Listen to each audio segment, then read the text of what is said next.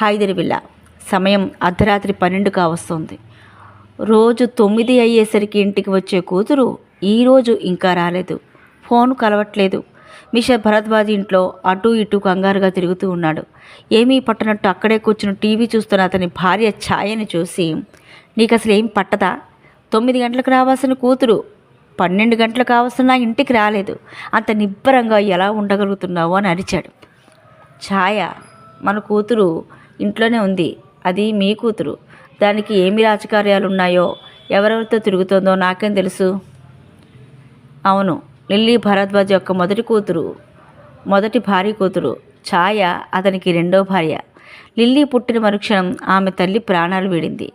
లిల్లీని జీవితాంతం పని మనిషిగా వాడుకోవాలనేదే ఛాయ లక్ష్యం. లిల్లీ పెళ్లి చేసుకోవడం ఆమెకి ఇష్టం లేదు. ఈ జన్మంతా లిల్లీ తన చెప్పు కింద పడుండాలి అనేదే ఛాయ ఆశయం. దానికోసం ఏం చేయడానికైనా ఆమె సిద్ధం. మిస్టర్ భరద్వాజ్ అంటున్నాడు. నోర్మొయ్, నోటుకొచ్చినట్టు మాట్లాడుకో. ఆమె నా కూతురు, గుర్తుపెట్టుకో. త్వరలో మిస్టర్ లియో సాధకి కాబోయే భార్య. కోపంతో భార్యపై అరిచాడు.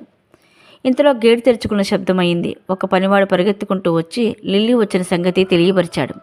మిస్టర్ భరద్వాజ్కి తన కూతురు తప్పు చేయదు అన్న నమ్మకం ఉంది. వెంటనే ఆమెను హత్తుకున్నాడు. తన భార్య ఛాయ కూతురి జీవితం